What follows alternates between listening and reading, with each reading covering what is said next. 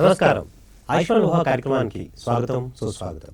ఇవాళ మనం డయాబెటీస్ వ్యాధి, షుగర్ వ్యాధి అని కూడా అంటూ ఉంటారు. సో దీని గురించి వివరంగా తెలుసుకుందాం. దీనికి కారణం ఏంటి, నివారణ ఏంటి, మరి ఎందుకు వస్తుంది ఈ రోగం అన్న అంశంపైన ఇవాళ మాట్లాడి తెలుసుకుందాం. దీని గురించి మాట్లాడడానికి మనతో పాటు ఉన్నారు ప్రముఖ హోమియోపతి స్పెషలిస్ట్ డాక్టర్ సుప్రియ గారు. మనం ఆవిడతో మాట్లాడి దీని గురించి వివరంగా తెలుసుకుందాం. నమస్తే madam. Welcome to the show. Yes madam, అంటే డయాబెటీస్ అన్నది చాలా కామన్గా వచ్చేస్తుంది. అంటే చిన్నపిల్లల దగ్గర నుంచి పెద్దవాళ్ళ దాకా ఈ వ్యాధి అన్నది రావడం జరుగుతుంది. దీనికి ప్రముఖంగా మరి ఈ వ్యాధి రెగ్యులర్గా ఒకసారి వచ్చిందంటే కనుక పోదు అన్నది కూడా నానుడి మనం చూస్తున్నాం. సో ఈ వ్యాధి రావడానికి కారణాలు ఏంటంటారు? ఓకే, ముందుగా మనం అసలు డయాబెటీస్ ఎలా వస్తుంది, అసలు డయాబెటీస్ రావడానికి కారణం ఏంటో తెలుసుకుందాం. డయాబెటీస్ అంటే అందరికీ తెలియకపోయి ఉండొచ్చు. షుగర్, ఈ షుగర్ వ్యాధి అన్నది జనరల్గా ఇనీషియల్గా ఎక్కడ స్టార్ట్ అవుతుందంటే ప్యాంక్రియాస్ అనే ఒక అంగం ఉంటుంది, ఒక ఆర్గన్. ఈ ఆర్గన్ నుంచి మొదలవుతుంది. అయితే డెఫిషియంట్ ఇన్సులిన్ ఒకటి, ఇన్సులిన్ రెసిస్టెంట్ ఒకటి. మనకి ఈ రెండు విధాల నుంచి మనకి జనరల్గా డయాబెటీస్ అనేది మొదలవుతుంది. ఇన్సులిన్ రెసిస్టెంట్ అంటే ప్యాంక్రియాస్ ద్వారా మనకి ఇన్సులిన్ అనేది ప్రొడ్యూస్ అవ్వడం జరుగుతుంది మన బాడీలో. ఈ ప్యాంక్రియాస్ ద్వారా ఇన్సులిన్ ఏదైతే వస్తుందో ఈ ఇన్సులిన్ వెళ్ళి మన బాడీలో ఉన్న బ్లడ్ షుగర్ని, అంటే బ్లడ్ షుగర్ ఎలా వస్తుంది, మనం తినే ఆహారం బట్టి వస్తుంది. మనం ఏదైతే ఆహారం తింటామో ఈ ఆహారాన్ని డైజెస్ట్ చేసుకొని ఈ డైజెషన్ నుంచి బ్లడ్లోకి కన్వర్ట్ చేసుకునేది గ్లూకోజ్. ఓకే. సో ఇప్పుడు ఏంటంటే ప్యాంక్రియాస్ నుంచి ఇన్సులిన్ వస్తుంది. ఈ షుగర్ ఏదైతే ఉందో, ఏదైతే ప్రొడ్యూస్ అయిందో మనం తినే ఫుడ్ హ్యాబిట్స్ నుంచి, మనం తినే ఆహారం నుంచి ఏదైతే ప్రొడ్యూస్ అవుతుందో గ్లూకోజ్ని, ఈ ఇన్సులిన్ వెళ్ళి అది కంట్రోల్ చేస్తుంది. కంట్రోల్ చేసి మన ఎనర్జీగా కన్వర్ట్ చేస్తుంది. దీన్ని గ్లూకోజ్, లాక్టోజ్ ఇవన్నీ అంటారు, అదేనా? అందులో గ్లూకోజ్ నుంచి దాన్ని కన్వర్ట్ చేసి మన బాడీలోని ఎనర్జీ ప్రొడ్యూస్ చేస్తుంది. ఫర్ ఎగ్జాంపుల్, ఇప్పుడు నేను ఇలా మాట్లాడుతున్నాను కానీ, చూస్తున్నాను కానీ, తాగుతున్నాను కానీ, తింటున్నాను కానీ, ప్రతి పనికి కూడా మన ఎనర్జీ ఉంది అంటే మెయిన్గా ఈ గ్లూకోజ్ మీదే డిపెండ్ అయి ఉంటుంది. అయితే ఏదైనా అతివృష్టి అనావృష్టి, ఏది ఎక్కువ కాకూడదు, అలానే తక్కువ కూడా కాకూడదు. సో జనరల్గా ఏంటంటే ప్రీ డయాబెటిక్ కండిషన్ ఒకటి ఉంటుంది. సో డయాబెటీస్ పూర్తిగా రాదు అప్పటికి. ప్రీ డయాబెటిక్ కండిషన్లో ఏమవుతుందంటే ఇన్సులిన్ రెసిస్టెన్స్ అంటే ప్యాంక్రియాస్ ఏదైతే ఉందో అది ఇవ్వాల్సినంత ఇన్సులిన్ ఇస్తూనే ఉంటుంది. అయితే మన బాడీలో ఎంత గ్లూకోజ్ లెవెల్ ఉండాలి, ఎంత షుగర్ లెవెల్ ఉండాలి అన్నది మెయింటైన్ చేస్తూనే ఉంటుంది. కన్వర్షన్, ఈ షుగర్ లెవెల్ మజిల్లో కానివ్వండి, మన నర్వ్స్లో కానివ్వండి, మిగతా వాటి దగ్గరికి వెళ్ళి ఎనర్జీ ప్రొడ్యూస్ చేయాలి. ఓకే.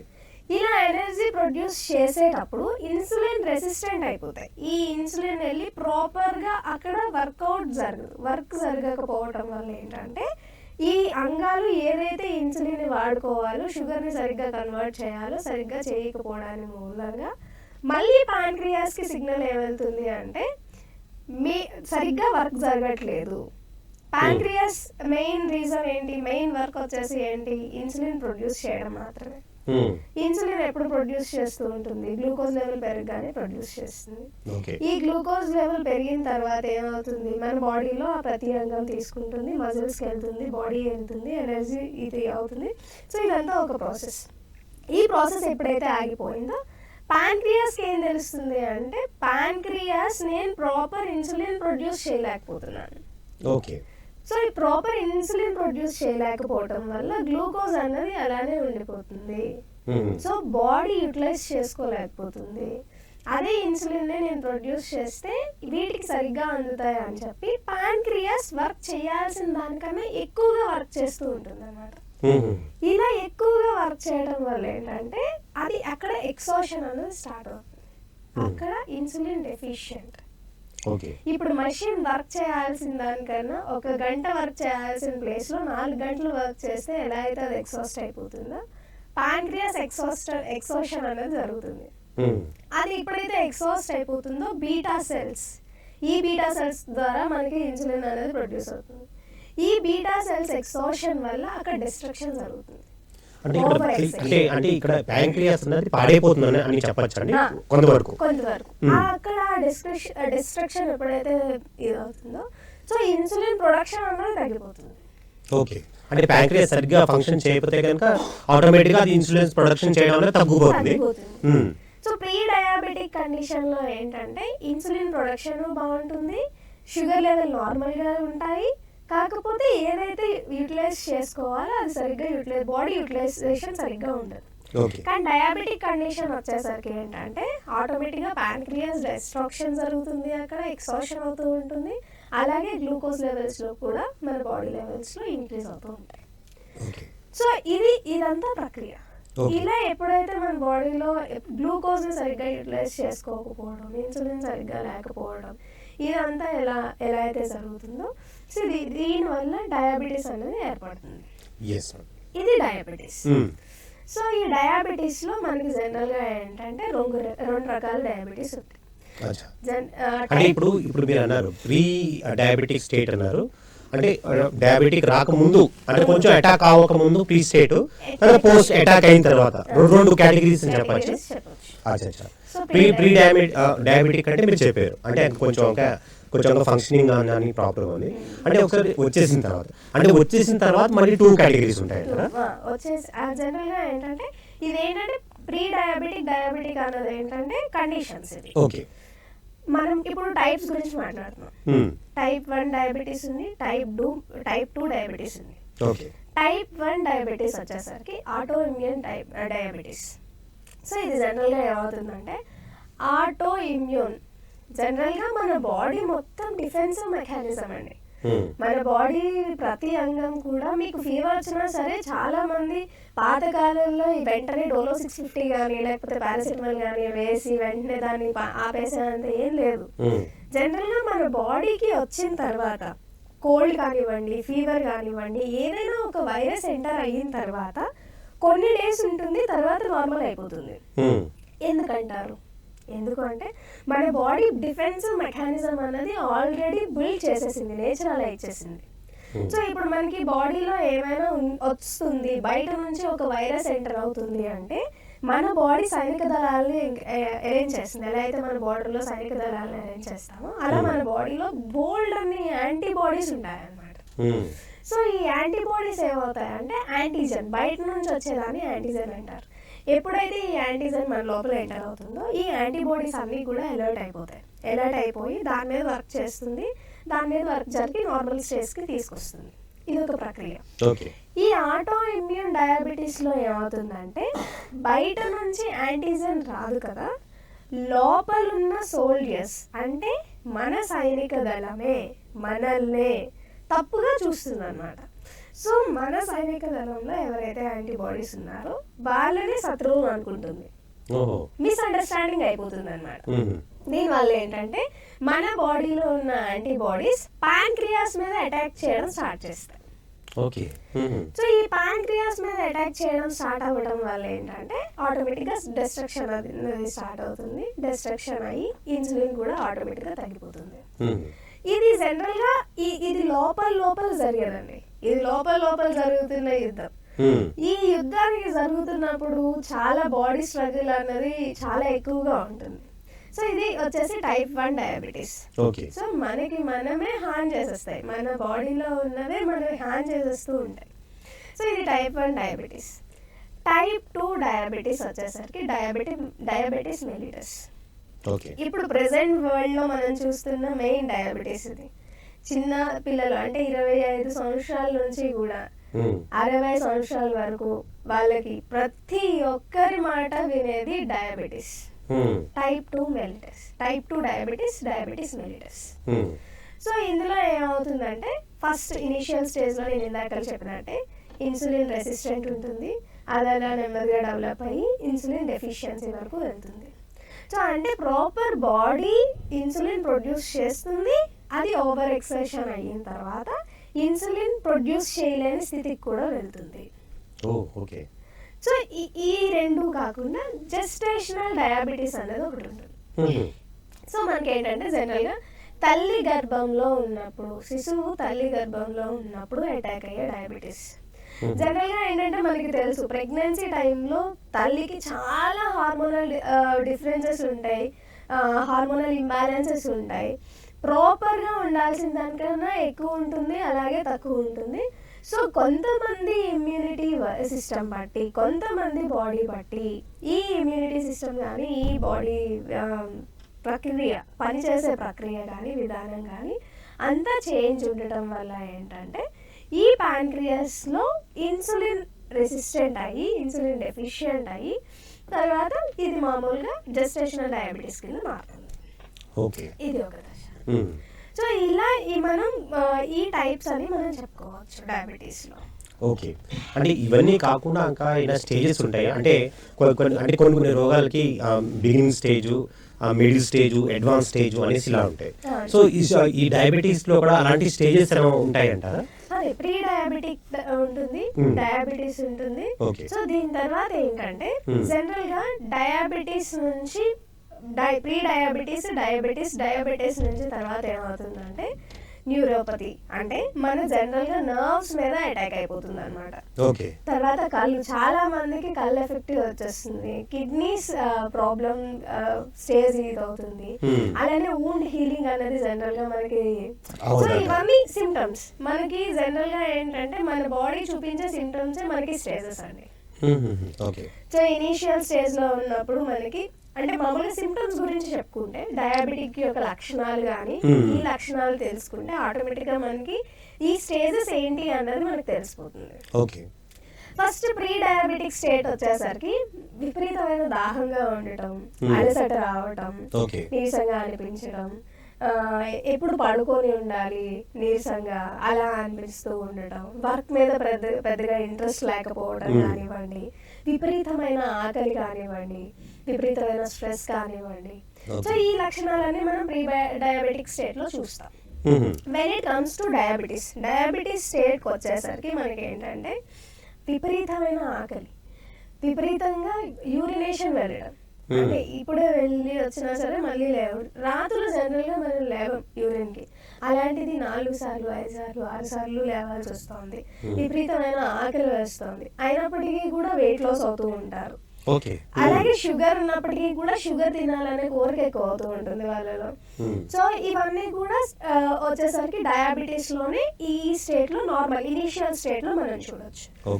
ఇంకొంచెం ముందుకి అడ్వాన్స్ వెళ్ళేసరికి నర్వ్స్ మీద ఎఫెక్ట్ పడుతూ ఉంటుంది, దానివల్ల మంటలు రానివ్వండి, అరిపాదాలు మంటలు, చాలా మంది చెప్తూ ఉంటారు ఇన్ని సంవత్సరాల నుంచి బాధపడుతున్నాను, అరిపాదాలు మంటలు వచ్చేస్తున్నాయి, అరికాలు మంటలు వచ్చేస్తున్నాయి. సో ఇవన్నీ ఏంటంటే డయాబెటీస్ లో ఒక సిమ్టమ్, ఒక స్టేజ్ లో ఆ స్టేట్ లో ఉన్న సిమ్టమ్. తర్వాత పూర్ హీలింగ్ వూండ్ అన్నమాట. వూండ్ జనరల్ గా వెంటనే హీల్ అవ్వదు. ఒకసారి ఒక దగ్గర ఒక పుండు పడిందంటే అది రిపీటెడ్ గా పెరుగుతూ ఉంటుంది, కానీ వాళ్ళలో అంత హీలింగ్ పవర్ ఉండదు డయాబెటీస్ లో. అలాగే ఐస్ మీద ఎఫెక్ట్ పడుతుంది.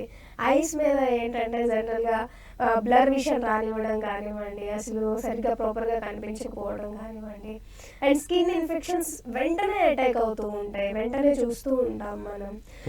అలానే అసలు ఈ బాడీ అలసట నీరసం వస్తూనే ఉంటుంది, ర్యాపిడ్ వెయిట్ లాస్ అవుతూ ఉంటుంది. అంటే ఎందుకు అవుతుంది అని తెలియకుండా కూడా మనకు అవుతూ ఉంటుంది అనమాట.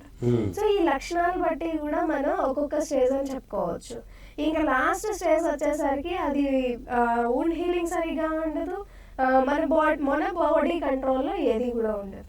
డయాబెటీస్ వల్ల కిడ్నీ ఫెయిల్యూర్ జరగవచ్చు, తర్వాత ఐస్ ప్రాబ్లం రావచ్చు.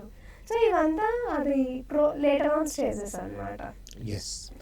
సో ఎంతో చక్కగా మీరు చెప్పారండి. అంటే డయాబెటీస్కి అంటే డిఫరెంట్ టైప్స్ ఆఫ్ డయాబెటీస్, అసలు డయాబెటీస్ అంటే ఏంటి, డిఫరెంట్ టైప్స్ ఆఫ్ డయాబెటీస్ అంటే ఏంటి, దాని తర్వాత లక్షణాలు ఏంటి అనేసి, దాని తర్వాత నెక్స్ట్ మనం రీజన్స్ ఏంటి అయినా తెలుసుకుందాం. అంటే కారణాలు ఏంటి, ప్రముఖ కారణాలు ఏంటి. అంటే డయాబెటీస్ రావడానికి ఇందాక మనం ఈ షో బిగినింగ్లో చెప్పుకున్నాం చిన్నపిల్లల నుంచి పెద్దల దాకా వస్తుంది అనేసి. సో ఫస్ట్ ఆఫ్ ఆల్ మనం చిన్నపిల్లలు పెద్దలు 2 కేటగిరీస్ పెట్టినాం, కానీ కామన్గా వీళ్ళకి అంటే ఈ డయాబెటీస్ రావడానికి కారణాలు ఏంటి అనేది మనం ముఖ్యంగా తెలుసుకుందాం. సో ముఖ్యంగా కారణాలు ఏంటంటారు? సో చాలా మంది నా దగ్గరకు వచ్చే వాళ్ళ క్వశ్చన్ అండి, టైప్ 1 డయాబెటీస్ ఉన్న వాళ్ళకి. సో ఇదేంటంటే ఎప్పుడో కొంతకాలం తర్వాత ఎఫెక్ట్ అయిన వాళ్ళు ఉన్నారు, చిన్నప్పటి నుంచి బాధపడుతున్న వాళ్ళు కూడా ఉన్నారు.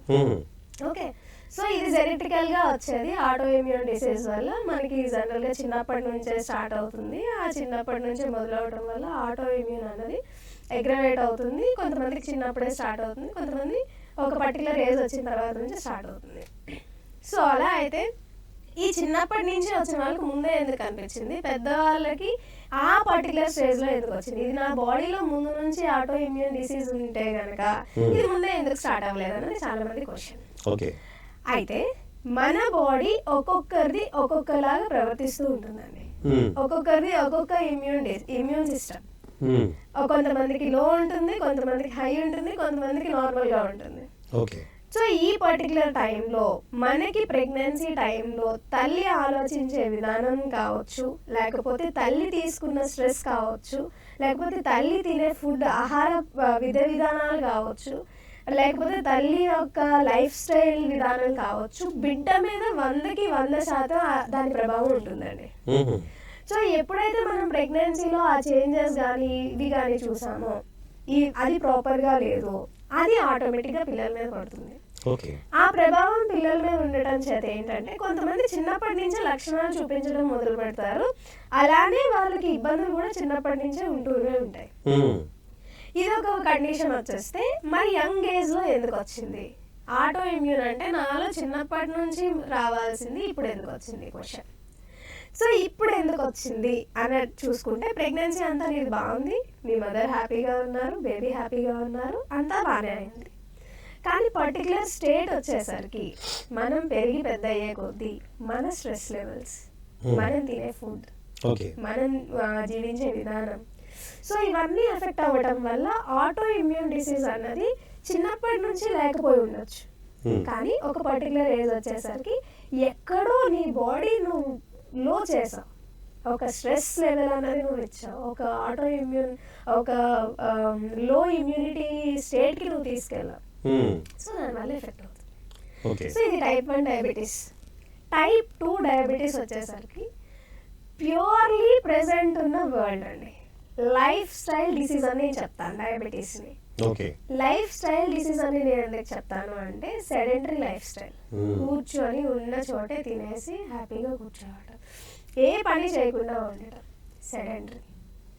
తర్వాత ఎటువంటి ఎక్సర్సైజ్ కానీ యోగా కానీ ఏది, వాకింగ్ అంటారండి.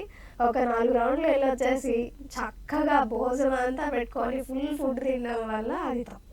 వాకింగ్ దానివల్ల ప్రయోజనం ఏమీ ఉండదు. మీ పనులు మీరు చేసుకోవడం మొదలు పెట్టాలి. అంటే ప్రతి పని, ఇప్పుడు బట్టలు ఉతకడం దగ్గర నుంచి అప్పట్లో అందరూ చేసుకునేవాళ్ళండి. సో ఇప్పుడు అందరం మానేసాం అది. మన పనులు మనం మొదలు పెట్టుకొని ఇంట్లో పనులు మనం చేసుకున్నా చాలండి. ఎక్స్ట్రాగా వాకింగ్కి వెళ్ళాల్సిన లేదు, ఏం చేయక్కర్లేదు. 3 యోగా చేసుకోవాలి.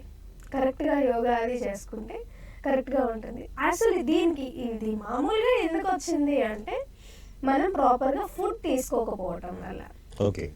ఎప్పుడో రాత్రి 11, 12, 2 పడుకుంటాం. ఇప్పుడున్న ప్రెసెంట్ వరల్డ్ చెప్తుంది లైఫ్ స్టైల్, ఫుడ్ హ్యాబిట్స్, ఇవన్నీ ఒక రీజన్, ఒక కంప్లీట్ ప్యాకేజ్ అన్నమాట ఇది.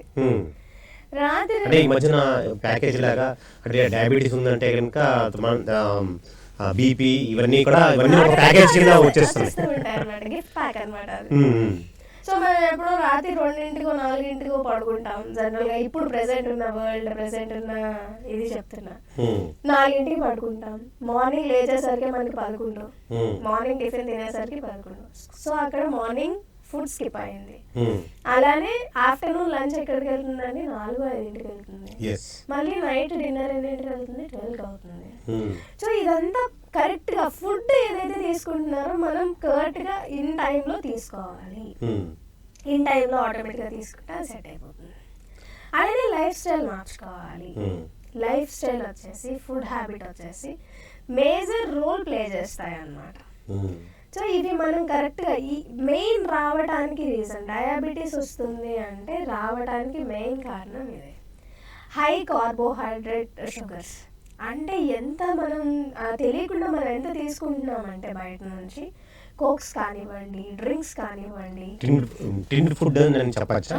టిన్ ఫుడ్స్ బయట నుంచి మనం తీసుకునే ఆహార విధానం ఎంతగా మన మీద ప్రభావం చూపిస్తుంది అంటే చాలా ఎక్కువ ప్రభావం చూపిస్తుందండి.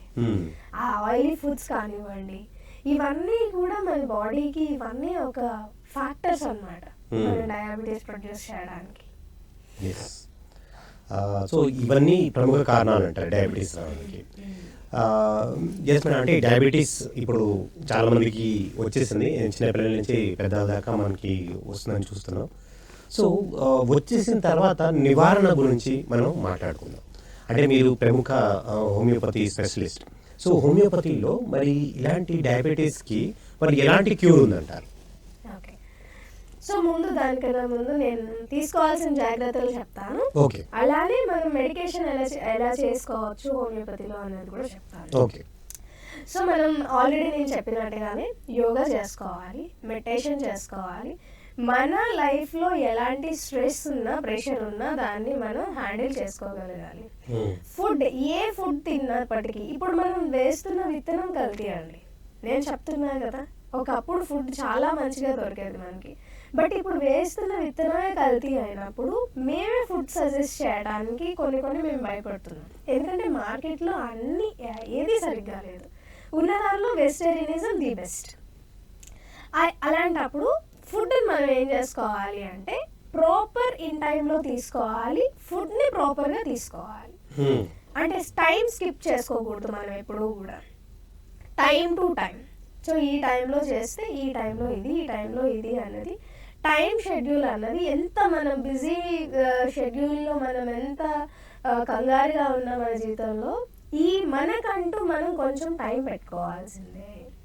సో ఫుడ్ హ్యాబిట్స్, మీరు ఎలాంటి ఫుడ్ తిన్నా సరే ఇన్ టైంలో తీసుకోండి. ఫాస్ట్ ఫుడ్స్ మనం ఎంత ప్రాసెస్డ్ ఫుడ్స్ మనం ఎంత తగ్గించుకుంటే అంత బెటర్. యోగా చేసుకోవాలి, అలాగే మెడిటేషన్ చేసుకోవాలి. వాకింగ్ కన్నా 100 times బెటర్ వచ్చేసి యోగా. వాకింగ్ 4 రౌండ్లు వేసి వచ్చి కూర్చున్నంత మాత్రాన అది అల్టిమేట్ ప్రికాషన్ అయితే కాదు డయాబెటీస్. అలాగే డయాబెటీస్కి ఇది ఒబేసిటీ అంటే స్థూలకాయం కూడా ఇంపాక్ట్ చేస్తుందంటారు. స్థూలకాయం ఇంపాక్ట్ చేస్తుంది అంటే ఇది mainly based on sedentary life. కూర్చున్న చోటే కూర్చొని కదలకుండా ఉండటం, ఆ ఒబేసిటీ వల్ల కూడా వస్తుంది. అలానే ఒబేసిటీ వల్లనే కాదండి, పీసీఓడి ఒక రీజన్ ఉంది. అలానే ప్యాంక్రియాటైటిస్, హెవీ ఆల్కహాల్ తీసుకోవడం వల్ల కానివ్వండి, డ్రగ్ ఇండ్యూస్డ్ డయాబెటీస్ అంటారు జనరల్గా. మనం ఏదైనా సరే తుమ్ములు వస్తున్నాయా వెంటనే $650 వేసేయండి, ఫీవర్ వచ్చిందా $650 వేసేయండి, ఆర్ఎల్స్ ఇంకేదో వేసేయండి. సో డ్రగ్కి ఎడిక్ట్ అవ్వటం చేత కూడా మనకి ఏంటంటే డ్రగ్ ఇండ్యూస్డ్ డయాబెటీస్ అన్నది వస్తుంది. సో ఎంత మనం తీసుకుంటే దానికి ప్యాంక్రియాస్కి మనం 4-5 విధాలుగా చెప్పుకోవచ్చు. ప్యాంక్రియాస్ ఒకటి, లివర్ ఒకటి, మన డైజెస్టివ్ సిస్టమ్ ఒకటి, గాల్ బ్లాడర్ ఒకటి. ఇవన్నీ కూడా మనకి ఒక దాని నుంచి ఒకటి కనెక్టెడ్ అండి. అంటే మనం తీసుకునే ఆహారం దగ్గర నుంచి దాన్ని బయల్ కింద మార్చడం కానివ్వండి, లేకపోతే దాన్ని ప్రాపర్ ఫుడ్ డైట్ కింద మార్చడం, ఇవన్నీ ప్యాకేజ్ అన్నమాట. సో ఇది ఒక్కటి ఎఫెక్ట్ అవ్వడం చేత మిగతాది కూడా ఎఫెక్ట్ అవుతుంది. సో మనం ఎప్పుడైతే ఆల్కహాల్ తీసుకుంటామో ఆటోమేటిక్గా లివర్ ఎఫెక్ట్ అవుతుంది, ఆటోమేటిక్గా ప్యాంక్రియాటైటిస్ వస్తుంది. ప్యాంక్రియాటైటిస్ రావడం వల్ల మనకి మళ్ళీ ఇన్సులిన్ రిడక్షన్ జరుగుతుంది, అలానే గ్లూకోజ్ పెరుగుతుంది. సో ఇవన్నీ డ్రగ్ ఇండ్యూస్డ్ డయాబెటీస్ అని అంటారు. సో దీనికి కూడా మనం ఆల్కహాల్ తక్కువ తీసుకోవాలి, కార్బోహైడ్రేట్స్ ఫుడ్ తక్కువ తీసుకోవాలి. Mainly the most important poison వచ్చేసి షుగర్ అండి. ఇది అసలు చాలా మంది చెప్తారు, బట్ స్టిల్ అవాయిడ్ చేయడానికి చాలా మంది అంత ఇష్టపడట్లేదు. Sugar, white sugar, at the same time brown sugar అని ఇప్పుడు మార్కెట్లో వాడుతున్నారు. అది కూడా 100% కరెక్ట్ కాదు. ఓకే, అలా అని చెప్పి బెల్లం అనేది దీనికి కంప్లీట్గా ఆల్టర్నేట్ ఉంది కదా, బెల్లం వాడేస్తే మనకి అసలు షుగర్ తగ్గిపోతుంది, షుగర్ ఉన్న వాళ్ళు బెల్లం వాడేయచ్చు అని బెల్లం తినేస్తున్నారు. అది కూడా తప్పండి. అందులో కూడా సుక్రోజ్ అనేది ఉంటుంది, సుక్రోజ్ నుంచి గ్లూకోజ్ కన్వర్ట్ అవుతుంది, అది కూడా తప్పు. షుగర్ వచ్చేసిన తర్వాత మనం బెల్లానికి వెళ్ళే దానికన్నా ముందే మనం ఏది వాడినా ఎందులో చేసినా సరే ముందు బెల్లం వాడాలి. షుగర్ అనేది కంప్లీట్గా అవాయిడ్ చేసేయాలి. ఓకే. బెల్లం తీసుకోవాలి, లేదా నేచురల్ షుగర్స్ చాలా ఉన్నాయి అవి తీసుకోవాలి. వైట్ షుగర్, బ్రౌన్ షుగర్ అనేది దాన్ని కూడా అవాయిడ్ చేసుకుంటే మంచిది. అలానే డయాబెటీస్ ఆల్రెడీ ఉన్న వాళ్ళైతే కనుక బెల్లాన్ని కూడా, బెల్లంలో కూడా షుక్రోజ్ ఉంటుంది మనకి. సో బెల్లం కూడా మనం తగ్గించి వాడుకోవాలి. కాకపోతే ఐరన్ కంటెంట్ అది బెల్లంలో ఎక్కువ ఉంటుంది కాబట్టి అది మనకి మంచిది. Okay.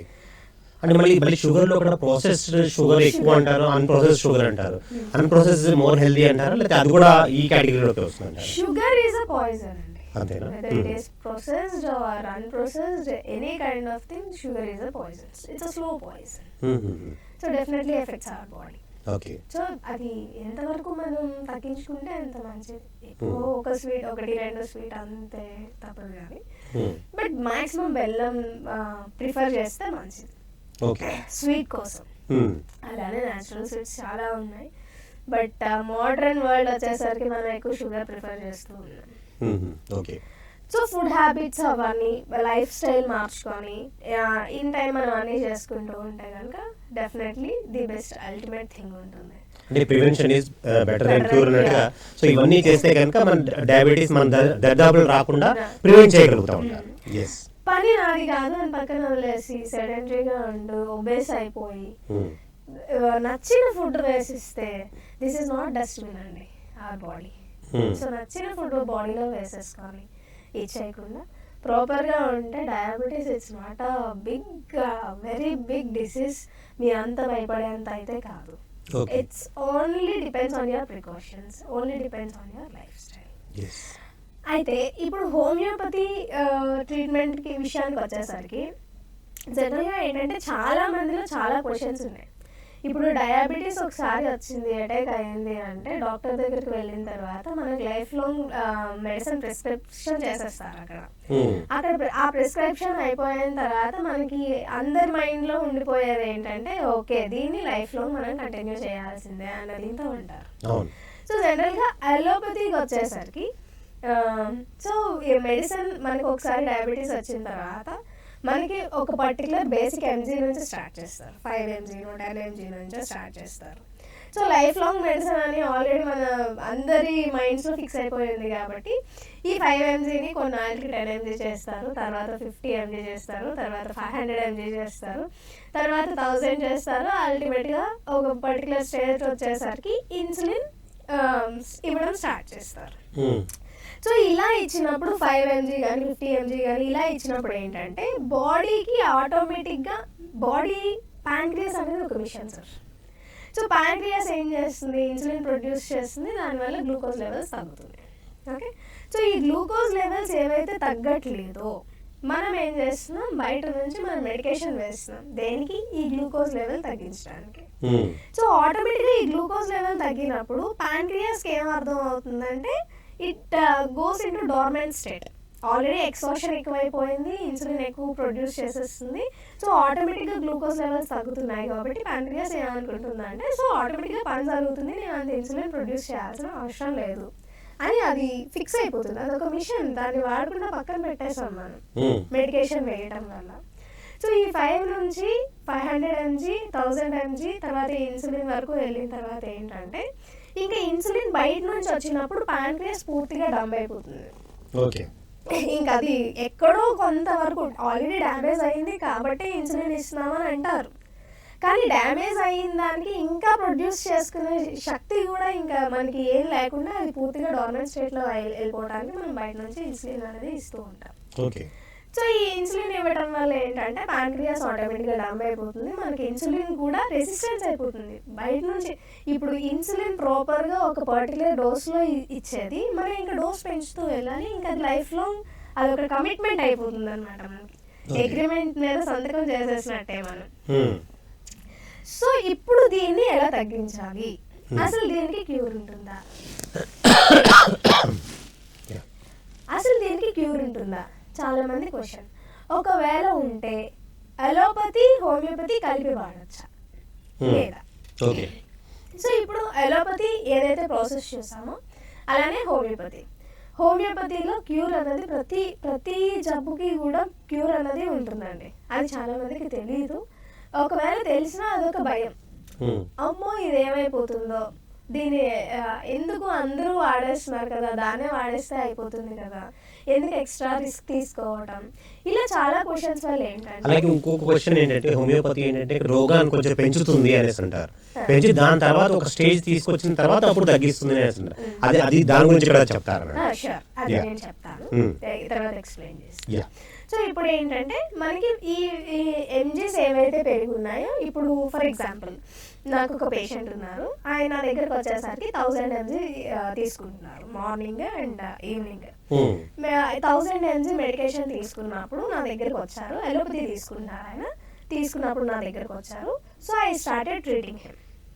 So first 1000 mg morning evening తీసుకుంటున్నారు కదా, సో మార్నింగ్ టైమ్స్లో 1000 mgని 500 mg ఆర్ 750 mg వాళ్ళ బాడీ రియాక్ట్ అయ్యే విధానం బట్టి మనం మారుస్తూ ఉంటాం.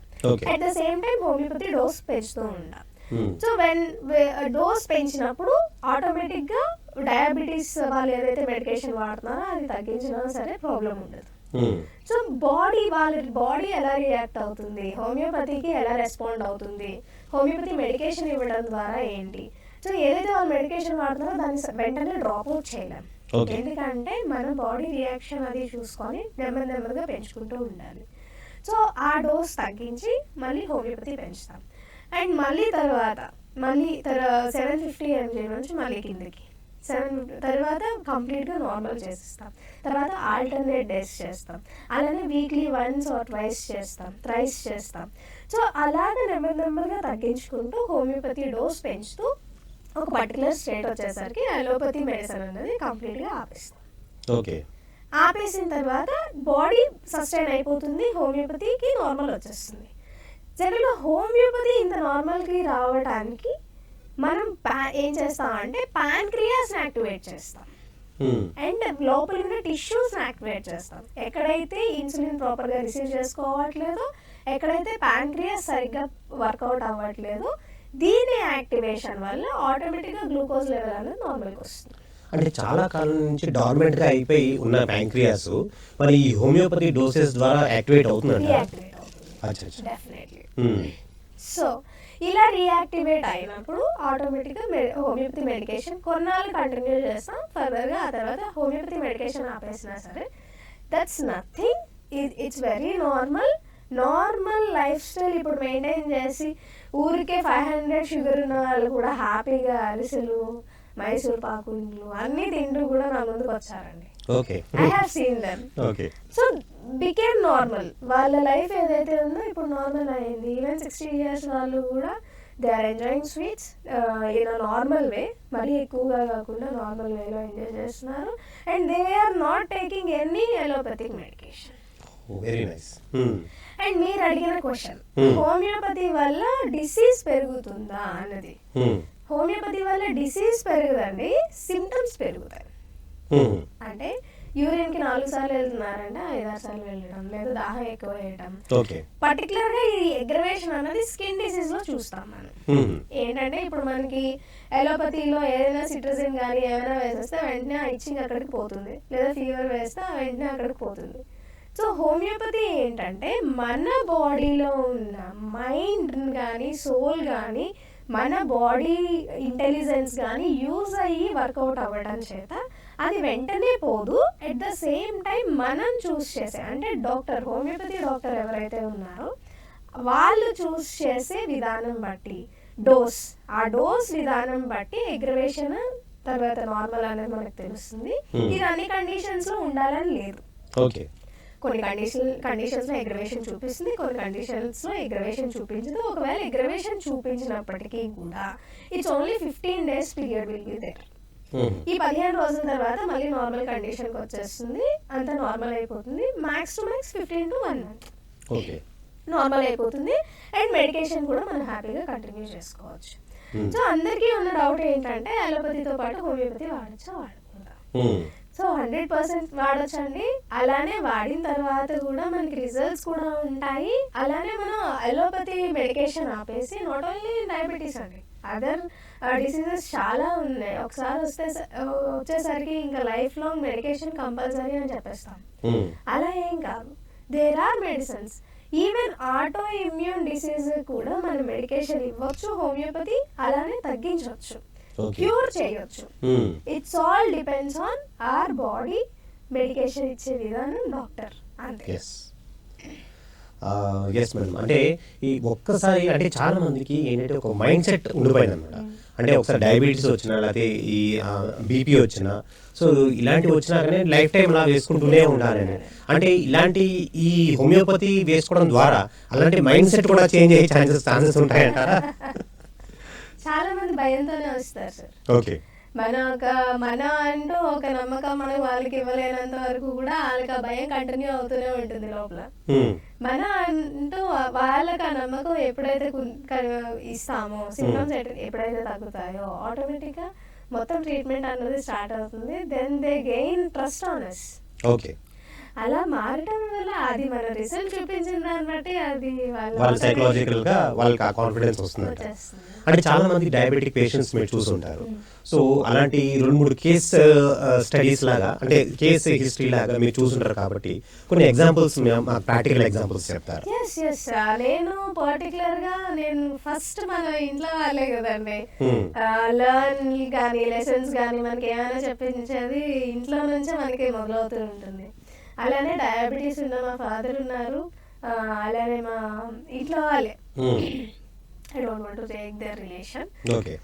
సో వాళ్ళు కంప్లీట్ గా ఒక పర్టికులర్ స్టేజ్కి వెళ్ళిపోయిన తర్వాత వాళ్ళు మెడికేషన్ యూజ్ చేస్తూ అంటే వాళ్ళు సఫరింగ్ నేను చూసేసానండి చాలా క్లోజ్ గా.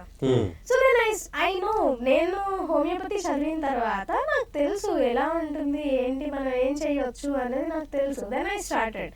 అప్పుడే నాకు ఈ హోమియోపతి మీద కాన్ఫిడెంట్ వచ్చింది. ఇప్పుడు మీ ముందు నేను కూర్చొని హోమియోపతిలో మెడికేషన్ ఉంది, మీరు భయపడొద్దు అని చెప్పడానికి నాకు ఆ ధైర్యం వచ్చింది కూడా నా ఎక్స్పెరిమెంట్స్ వల్లే.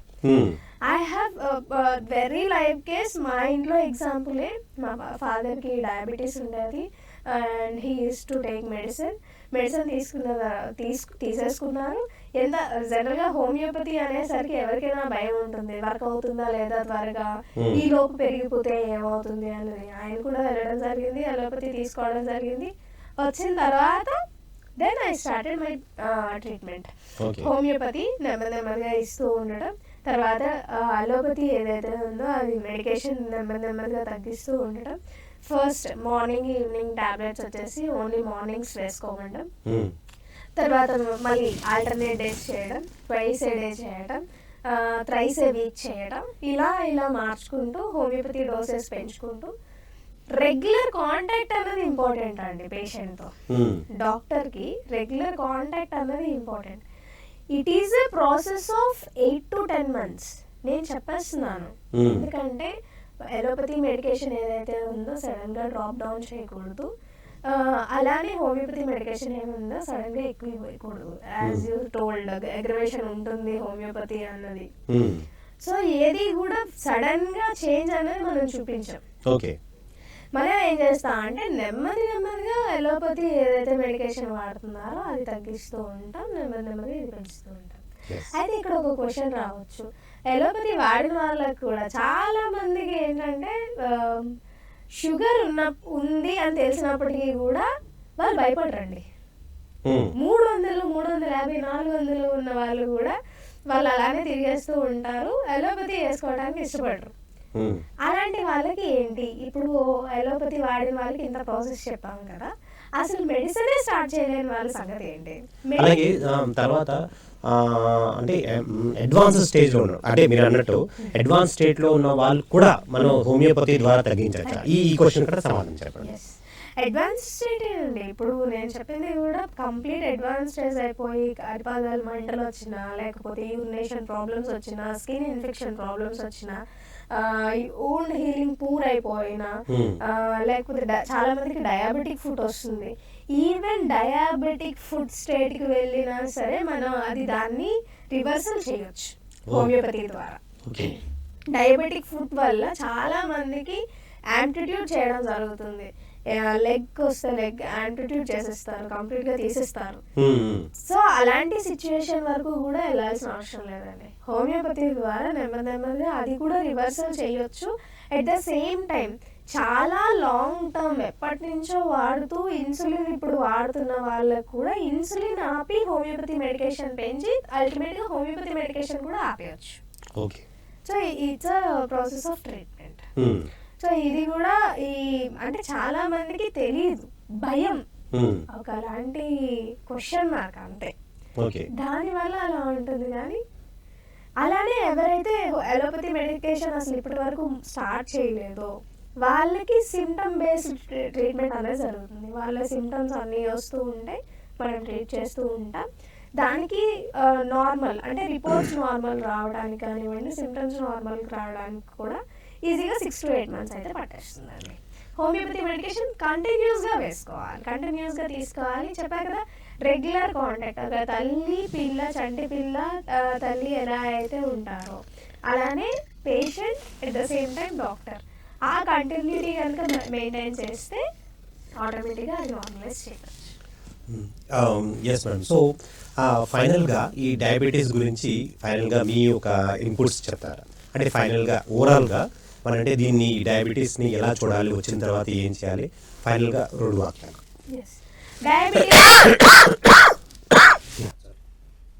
డయాబెటీస్ అనేది చాలా పెద్ద డిసీజ్ కాదండి. It's life style disease.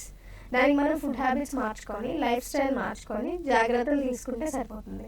ఒకవేళ వచ్చేసిన తర్వాత అంటే మనం ముందు ప్రికాషన్ తీసుకోలేకపోయాం, ఆల్రెడీ అటాక్ అయ్యింది, దీనివల్ల అటాక్ మనం ఆల్రెడీ ఫేస్ చేస్తున్నాం ప్రాబ్లం అన్న దీంట్లో ఉంటే కనుక there is 100% true solution in homeopathy. అది మనం రెగ్యులర్గా మనం కాంటాక్ట్లో ఉంటూ డాక్టర్తో అది మనం క్యూర్ చేసుకోవచ్చు. సో ఎవరు కూడా దీని డయాబెటీస్ని భయపడవద్దు, అలానే ఇది ఏంటో అన్న భ్రమలో కూడా ఉండద్దు. సో కొంచెం కాన్షియస్నెస్తో వర్క్ చేసుకుంటే సరిపోతుంది. సో ఎస్ మేడం, ఎంతో అద్భుతంగా మరి డయాబెటీస్ ఎందుకు వస్తుంది, దాని నివారణ ఏంటి, దాని క్యూర్ ఏంటి అనే అంశంపై చాలా అద్భుతంగా మాకు చెప్పడం జరిగింది. సో ఇంత జ్ఞానం ఇచ్చినది మీకు ఎంతో థ్యాంక్ యూ. అలానే ఎవరికైనా అవసరం అంటే నాది హోమియోపతి మెడికల్ హోమియోపతి క్లినిక్ అండి, వైజాగ్లో ఉంది. సో ఎవరైనా అవసరాలు సంప్రదించడానికి ఉంటాయి కనుక 8966077042కి కాల్ చేయొచ్చు. Yes madam, thank you very much. So ఇదండి ఇవాళ ఆయుష్మాన్ భవ కార్యక్రమం. ఇంకొక ఎపిసోడ్ మళ్ళీ కలుసుకుందాం. అంతవరకు సెలవు.